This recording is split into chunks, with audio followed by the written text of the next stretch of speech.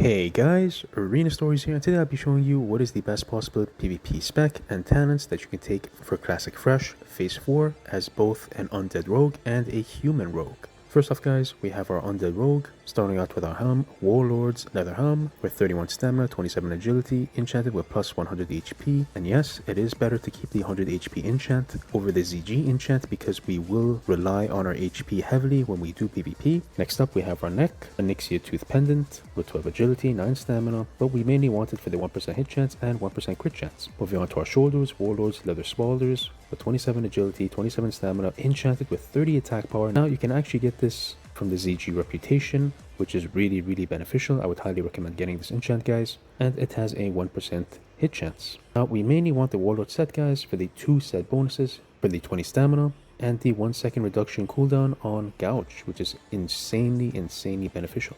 Next is our Cloak of the Shrouded Mist, with 22 agility, 12 stamina, enchanted with 3 agility. Next is our chest, Warlord's Leather Breastplate, with 31 stamina, 26 agility, enchanted with plus 100 HP, 1% hit chance, and a 1% crit chance. Next is our wrist, Bloodfang Bracers, with 23 agility, 13 stamina, enchanted with plus 9 stamina. Again guys, as I've stated before, we really do want to stack up on our stamina whenever we are PvPing. It is extremely important. Next up we have our main hand Dagger, High Warlord's Razor, with 143 damage, 7 stamina, enchanted with plus 5 melee damage. Very important because it does range with our crit damage, with our backstab and ambush, a 1% crit chance and 28 attack power. Next is going to be our offhand Corehound Tooth. We mainly want this guys for the stats and the attack speed. It does 107 damage with a 1.6 speed, which is extremely good. Plus 9 stamina, enchanted with Crusader. We are taking Crusader here because the speed of the dagger, it can proc quite often, with a 1% crit chance and 20 attack power.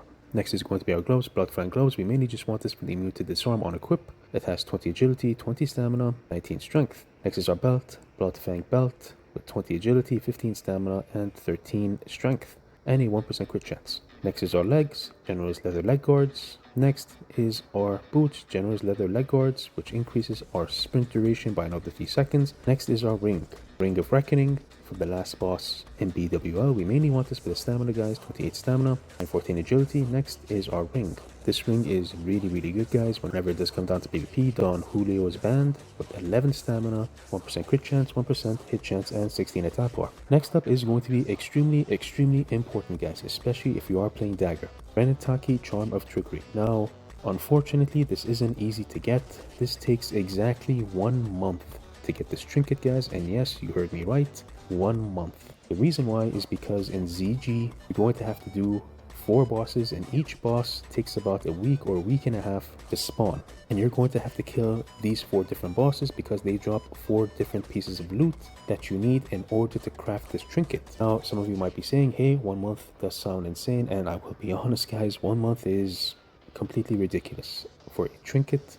But again, I am just here to show you what is the best of the best when it does come down to phase 4 and what's best for PvP. But again, you do not have to get this trinket guys, because I know it can be a bit absurd for a lot of people to get this, and the mats to get this can be quite expensive as well. But this is the best of the best if you guys want the maximum potential and performance when it does come down to using a dagger spec in phase 4. Next is our second trinket, Arena Grandmaster, which absorbs up to 1251 damage, which can help you 1v2 or 1v3 targets. Next is our ranged weapon, Dragon's Breath Hand Cannon, with 14 agility, 7 stamina, and a 3% hit chance. Now moving on to our stats guys. We have 5400 HP here, which is massive for a rogue, a 8% hit chance. We do not miss our attacks, blinds, gouges, or stuns. But mainly guys, when it does come down to daggers, you are heavily reliant on backstab and ambush and your crit. If you do not crit on your target with your backstabs, it is pretty much GG guys. The reason why is because backstab unfortunately costs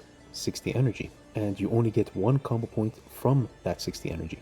If you do not crit on your target, let's say you use backstab on a warrior and it only goes for 200 damage, then it is going to be extremely difficult to recover and build combo points because you are limited on time. When you are fighting your target, you do want to react fast and gain a maximum of at least 4 combo points during the fight to gain some control and also apply poisons. So whenever it does come to backstab guys, if you have anything below 25% crit, Please do not play backstab. This information is imperative. Reason why is because if you do not crit, guys, it is completely over. You cannot kill your target, you cannot recover in time, and you're most likely going to die. The whole point of the spec is to get a huge advantageous position over your target and add an immense amount of pressure in a short period of time. So please again, if you do not have at least 25% crit, do not play with backstab. But with this spec, obviously we have 26% crit, including our backstab tenant, giving us a 56% chance to crit on our target, which is pretty good. Now moving on to the talents. Now I'll be showing you guys two sets of different talents for both Undead Rogue and Human Rogue. Starting out with the first set here, guys, for an Undead Rogue. It's 5 out of 5 on Master Deception, 5 out of 5 on Opportunity, 2 out of 2 on Elusiveness, 3 out of 3 on Initiative, 3 out of 3 on Improved Ambush, 3 out of 3 on Sap, 3 out of 3 on Serrated Blades, 2 out of 2 on Heightened Senses, 1 out of 1 on Preparation, 2 out of 2 on Dirty Deeds, and of course Hemorrhage. Now you might be thinking, if we are playing Backstab Shiv, why are we taking Hemorrhage? I'll be showing you guys an example here versus a Warrior as to why you want to use Hemorrhage. Alright?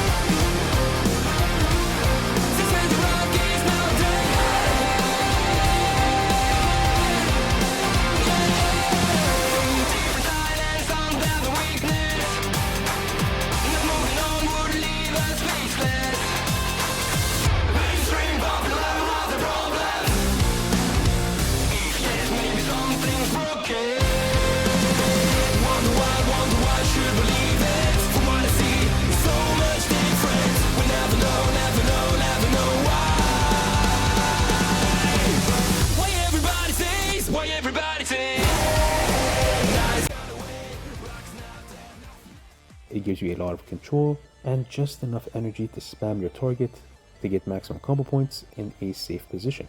Alright, now moving on to the combat talent tree. We're taking 3 out of 3 on Gouge, 2 out of 5 on Lightning Reflexes, 3 out of 3 on Backstab.